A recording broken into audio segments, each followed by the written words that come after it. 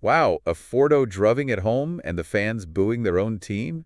It's a pretty rough night for Leicester, no? Brutal. 7 games without a win at the King Power Stadium. That's a serious slump, yeah. And it all happened so fast, didn't it? 3 goals in 15 minutes.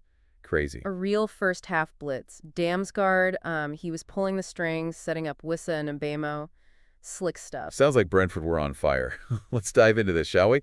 So what was the overall vibe of the match? It sounds like a pretty one-sided affair. Absolutely. Brentford dominated from the start. Leicester just seemed lost, completely outplayed. Their passing was off. They weren't creating chances. And defensively, they were all over the place. A mess. Wes Morgan, the former Leicester captain, even called it awful at a halftime. Ouch. Yeah, and Alan Smith pointed out that many Leicester players seemed reluctant to even get on the ball. That's a real lack of confidence, right? Let's talk about Brentford. They've had a pretty impressive run, haven't they? A club record fourth straightaway win in the Premier League. They were clinical, taking their chances, and playing with real confidence. Damsgaard was the star, but the whole team played well. Really well. And it wasn't just the goals, right? They could have scored even more. Exactly. Shade hit the woodwork, and Lewis Potter had a goal disallowed. It could have been a much bigger scoreline. Easily. 6 home games without scoring for Leicester. That's a staggering statistic. Wow. It's a real crisis. Their last home goal was back in December. Something's seriously wrong with their attack. The fans' reaction, the boos, and people leaving early speaks volumes. It's bad. It's got to be demoralizing for the players, too. The pressure must be immense. Absolutely. It's a vicious cycle. Lack of confidence leads to poor performance, which leads to more frustration and more pressure. A tough spot. Let's look at some individual performances. Damsgaard was clearly the man of the match. Deservedly so. His assists were brilliant, showing real vision and skill. Mbeumo and Wissa also had great games, finishing their chances well. Sharp. And on the Leicester side, anyone stand out, even in a losing effort?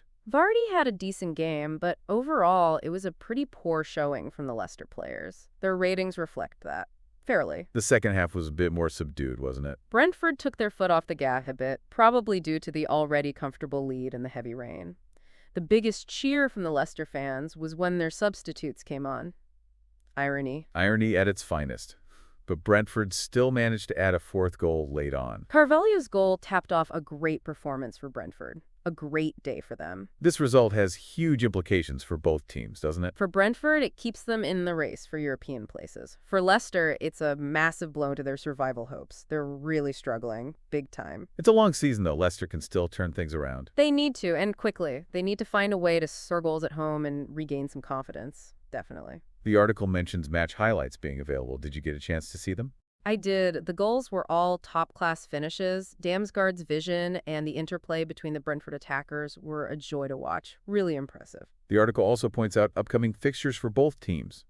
Any thoughts on their chances in those matches? Leicester needs to find a way to turn things around quickly. Their upcoming fixtures are crucial. Brentford, on the other hand, will be looking to continue their winning run.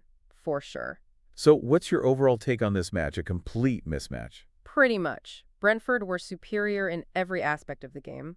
Leicester were simply outclassed. It was a disappointing performance from Leicester and a very impressive one from Brentford, no doubt. The fans booing their own team, that's a pretty strong reaction. What do you make of that? It shows the level of frustration and disappointment among the Leicester fans. They're clearly not happy with the team's performance and lack of results. It's a sign of how serious the situation is. Very serious. What do you think Leicester needs to do to turn things around? They need to address their attacking issues, improve their defensive solidity, and most importantly, regain confidence. It's going to take a team effort and some serious changes. Big changes. So a resounding victory for Brentford and a night to forget for Leicester. A stark reminder of the unpredictable nature of football. Absolutely. One team flying high, the other struggling. It highlights the fine margins in the Premier League.